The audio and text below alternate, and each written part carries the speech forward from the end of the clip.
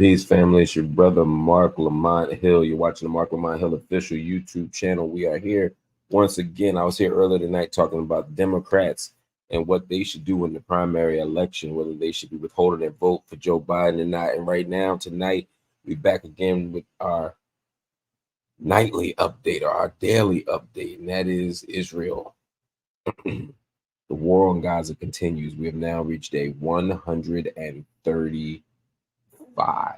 Day 135 of Israel's war on Gaza. It has gotten no better. And in many ways, it has gotten worse. We are now looking at more than 28,000, close to 29,000 people killed in the Gaza Strip, all Palestinian, since October 7th, when 1,139 Israelis were killed. We have updates tonight. None of the updates going to make you feel any better. None of the updates are going to be encouraging. Almost none of them. But I do want to get started with it. So you can drop in your location. I'll shout a few of y'all out because y'all are the family, man. See Shada here, who I haven't been able to catch before, I don't think, on a shout out. But shout out to you being an MLH family member. Same thing with you, Zen Cat from Boston, Massachusetts. Twisty Locks, appreciate you. Caught 2 lives in a row. That's what's happening, yo. Rosability, appreciate you as always. Mahmoud from New Jersey, you're not family, but we still love you. Jimmy Zimzan from Texas, hitting up. New Jersey is Mahmoud, as I said. Desmond is from ATL, Georgia. Twisty Lock coming from Vernon, Connecticut. Beyond Ebony, my sister from Be More Careful. Assalamu alaikum. So much happening here tonight. I'm going to break down a few things that are going on in Israel, Palestine, specifically what's going on in the Gaza Strip. Again, as we look at day number 130. Jazzy P, by the way, asked an interesting question. What do you prefer, us to give you money through Cash App or through the channel? Whatever you're comfortable with. When you give it to me through Cash App, nobody takes anything, so it goes direct. So I get a higher percentage of it, so if people want to make super stickers, super posts, whatever, that's dope. I appreciate it. But if you do Cash App to the channel, MLH TV, that's also dope. And again, we get more of it. So ideally, yeah, Cash App would be great. But whatever you do, I'm really okay with. Whatever people are comfortable with, I totally respect. Day 135 of Israel's war on Gaza. Let's get to it. In Gaza, at least 10 Palestinians were killed overnight. This is after Israeli forces launched attacks in Deir el-Balah once again, as well as farmland on the edges of Rafah. And Rafah, of course, is in the southern region. The agency also described intensive shelling in Beit Hanun and said that Israeli raids hit Sikka Street and the Zaytun neighborhood in Gaza City. That the Zaytun neighborhood is in the northern part of the Gaza Strip. So the south has been a target lately. It's dense. There's 1.4, 1.5 million people in the southern part of the Gaza Strip right now, but the north is not hands off by any stretch. In addition, the Ministry of Health in Gaza has said that Israeli forces arrested a, quote, large number of workers at the Nasser hospital in Khan Yunis. Intense fighting is causing people to flee Khan Yunis, according to UNRWA. Again, they're saying that Hamas is located there. They're saying Hamas is in Rafah, Hamas is in Khan Yunis, Hamas is in these areas. And because Hamas is supposed to be there, they then target them. We see houses bombed, cars bombed, we see raids. We're about to see a huge ground offensive if Netanyahu has his way. And it's quite dangerous. It's so dangerous that people are fleeing. The problem is, if you're a Palestinian in Gaza right now, particularly in the southern region, where do you go? You can't go to Rafah. Khan Yunis is fighting. Gaza City is being emptied of all of its resources and power and protection and safety. Palestinians are in a tough space right now. Some are protesting.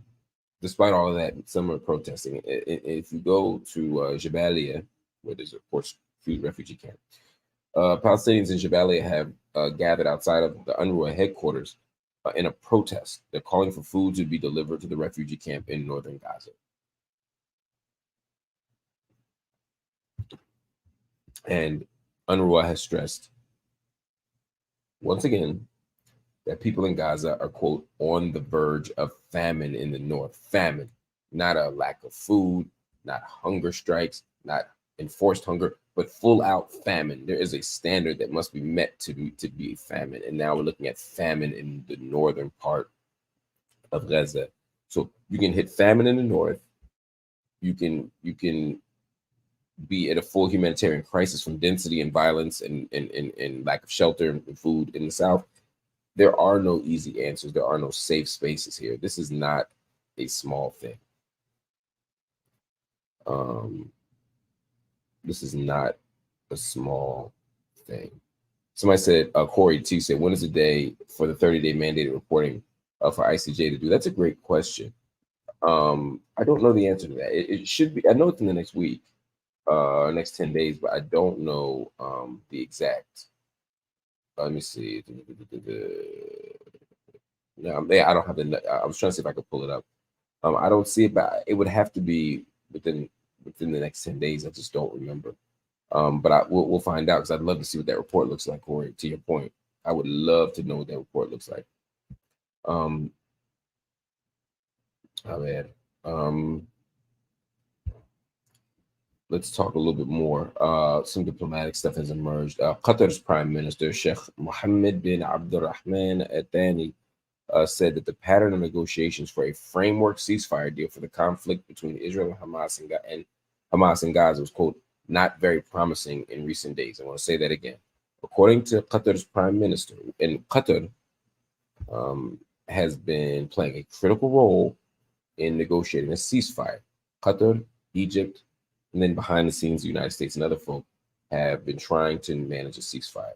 And what they're saying is that the pattern of negotiations is not very promising for creating maybe not a deal, but a framework for the deal. And that's not surprising. At one point, Israel was saying, well, all Hamas has to do is say yes. Hamas said, well, we're interested. And Israel says, well, we don't really want that. And this is the kind of game of chicken that we often see in these types of diplomatic exchanges. And as a result of these diplomatic exchanges going this way, no deal gets done. Each side gets up from the table, and then the blame game starts of who's not listening to who and who wanted a deal and who didn't want a deal. But in this case, that's not the first time. Hamas is saying we want a ceasefire. Hamas is saying we want a deal. Hamas is saying we're open to the framework, and it's Israel that keeps moving the goalposts. Algeria, which drafted the resolution, said it wants to put the call for a ceasefire in Gaza to a vote on Tuesday. This is important. I'm sorry, I left out something that I was supposed to say.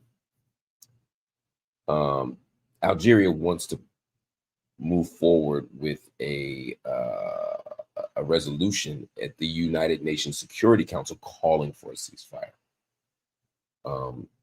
And of course, that's a good thing. The international community is saying we need to hold people accountable. We need to hold people. That's why South Africa took them to the ICJ. So similarly, Algeria is saying, all right, we're going to put forward a resolution calling for an immediate ceasefire.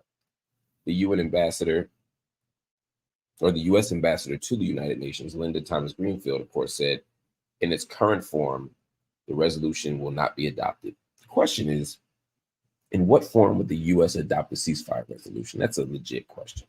I ain't seen nothing to make me think the U.S. would ever adopt anything that holds Israel accountable or ask Israel to stop doing something that Israel wants to do, at least not publicly. The UN Special Rapporteur on Palestine slammed Israeli Prime Minister Benjamin Netanyahu, according to Al Jazeera, or at least his pledge to push on with the ground offensive in the city of Rafah, as I talked about earlier. So the UN Rapporteur on Palestine says no. Right? The prime minister of numerous countries, the president of numerous countries says this is a humanitarian disaster. Human rights organizations say don't do this, and yet the UN is continuing to push forward with a plan to have a ground offensive in a city that is densely populated and on the verge of brink already.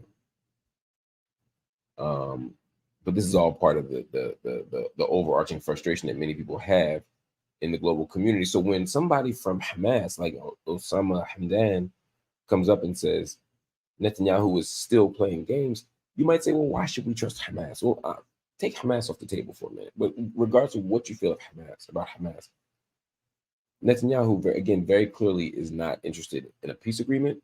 He's not interested in a Palestinian state. And again, this isn't my interpretation. He's saying this. He said literally, we're not inclined to do anything that will give a Palestinian state. We're not inclined to do anything that will create a ceasefire unless Hamas is gone. And we know as a practical matter, that's an impossibility. Yeah, it sounds good. Oh, we'll fight until Hamas is destroyed.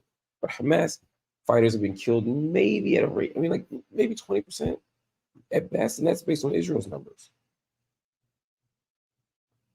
Even if I fully believe everything Israel says, we're looking at 20, 25% tops, and it's probably more like 10% of Hamas fighters killed.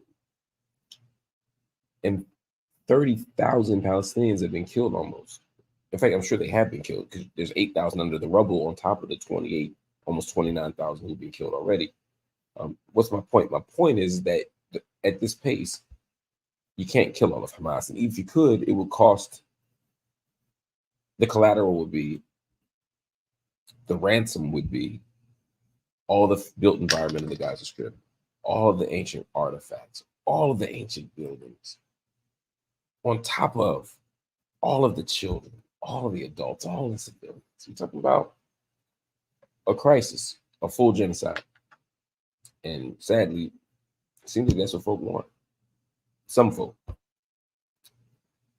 President Abdel Fattah al-Sisi, president of Egypt, if you didn't know, reiterated that Egypt categorically rejects the displacement of Palestinians to Egypt in any shape or form. He said that on the phone with the president of France.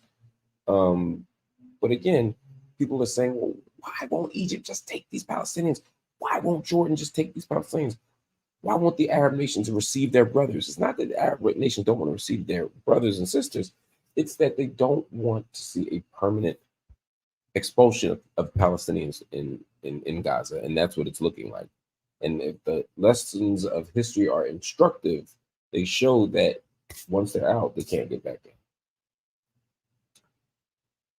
The International Court of Justice is set to begin public hearings in a case examining the legal implications of Israel's occupation of Palestinian territory. Palestine will present its oral arguments. Man, it's getting hot and heavy in the International Court of Justice, man. Anyway, that's it for tonight.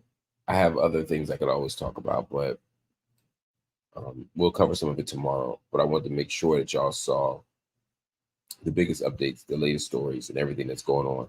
I'm exhausted, y'all. I'm going to get some sleep. I'm going to finish my dinner, which I had a little bit of earlier, and I'm going to go to bed. But I appreciate y'all.